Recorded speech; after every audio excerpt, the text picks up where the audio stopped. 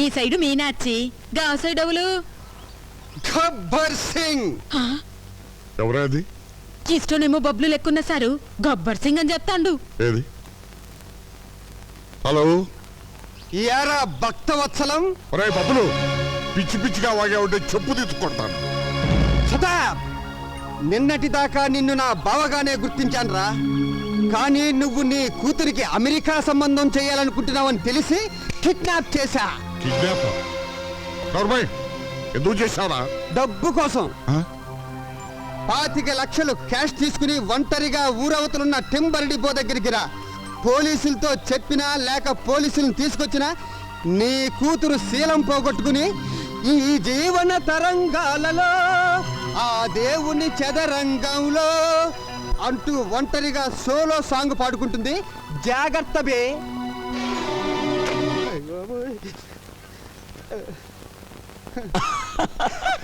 సాయంత్రం ఏం తింటావు?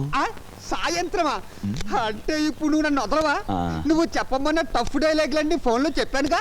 చూడాలని ఉంది, నిన్నే చూడాలని ఉంది.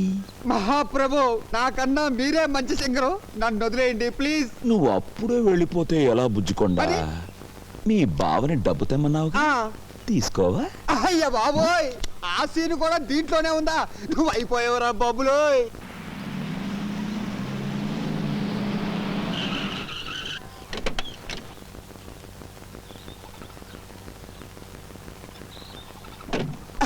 బాబా తెచ్చావా? తెచ్చాను రా, ఇస్తాను రా.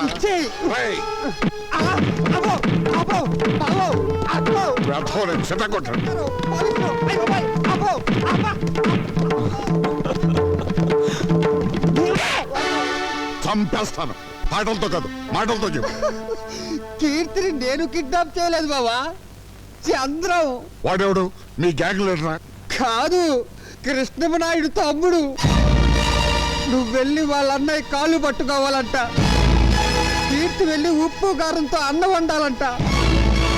లేకపోతే కీర్తి శీలంతో క్రికెట్, బాడీతో కబడ్డీ ఆడుకుంటాడంట బావో.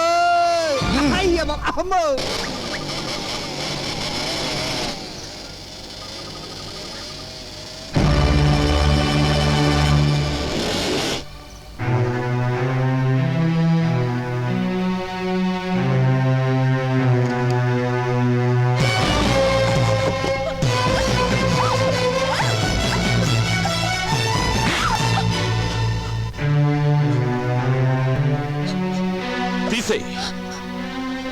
నేను తీయమన్నది కంటి మీదున్న జుట్టును కాదు, ఒంటి మీదున్న బట్టల్ని.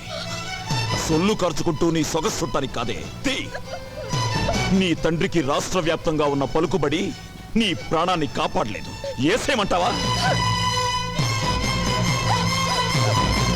మనుషులు నోట్లు తినరు, అన్నం తింటారు. గడ్డి తినే నీ బాబుకి బుద్ధి చెప్పాలంటే నువ్వు ఇక్కడి నుంచి పారిపోకూడదు. అందుకే నీ ఒంటి మీద బట్టలు తీయమంటున్నాను. నేను అటు నిలబడతాను, తీసే. లేకపోతే నేనే తీసేస్తాను. నన్ను దుశ్శాసనుణ్ణి చేయకుండా నువ్వే సతీ అనసూయవైపో.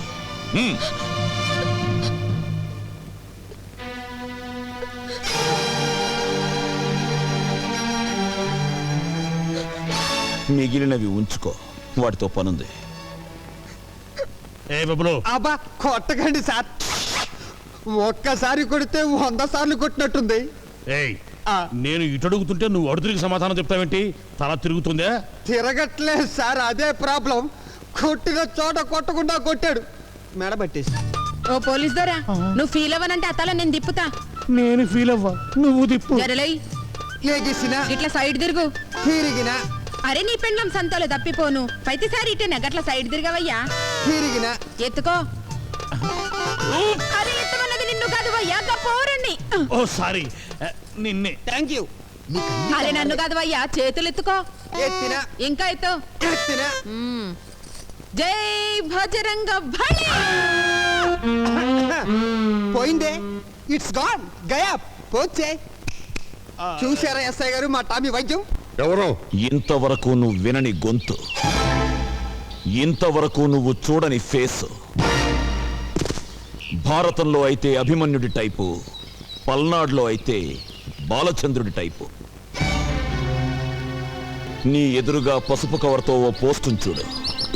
అది తెరవగానే నీ పేరు కూడా మర్చిపోతావు భక్తవత్సలం. మళ్ళీ ఫోన్ చేసి నేనే గుర్తు చేస్తాను. సౌండ్ చేయకుండా చూడు.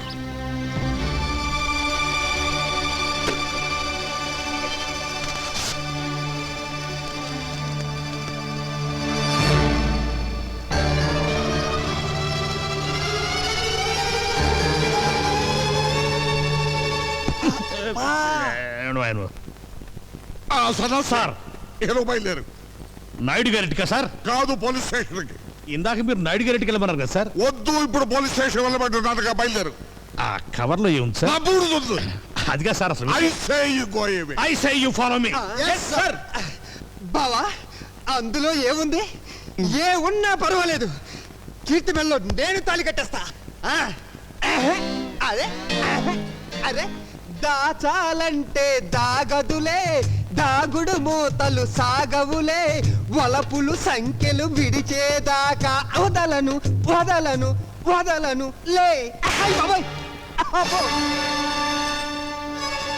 థూ, ఇజ్జత్ పోయే.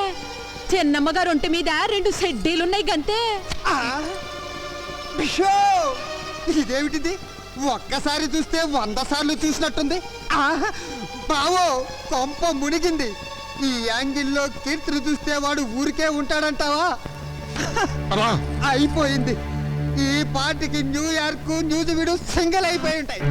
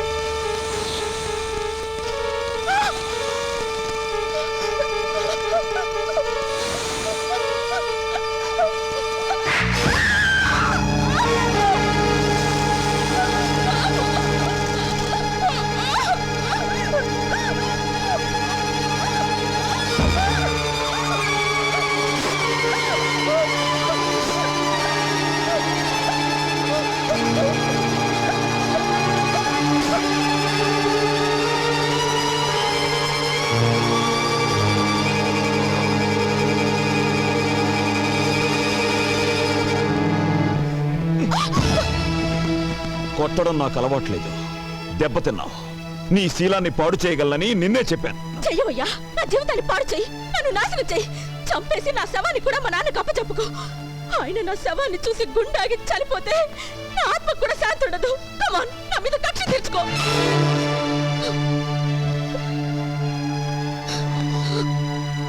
నేను నాయుడు గారి తమ్ముణ్ణి. మోసగించటం, ఎదురువాడికి గుండెపోటు చేలా చేయటం మీ నాన్నకి తెలిసిన ఆర్ట్.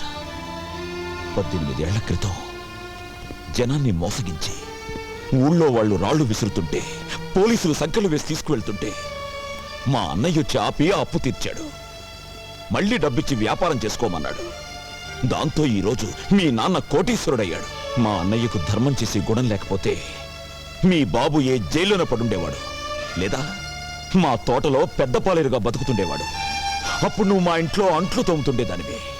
నా పెళ్ళాంగా కాదు, మా ఇంటి పని మనిషిగా. పెళ్లి మాట అడగడానికి వచ్చిన పెద్ద మనిషిని చెప్పుతో కొట్టిన నీ సంస్కారానికి, అవమానించిన వాడి చేత అన్నయ్య కాళ్ళు పట్టించాలన్న నా పంతానికి తేడా తెలుసుకో. అవకాశం వచ్చినా పాడు చేయలేదు, వీడేం చేస్తాడులే అనుకున్నావేమో. తేడాలొచ్చాయో గుండీలు తెగిపోతాయి. చూశావుగా, ఇప్పుడే నోటితో విషం లాగేశాను. మింగటానికి కాదు, మీ నాన్న మీద కక్కటానికి.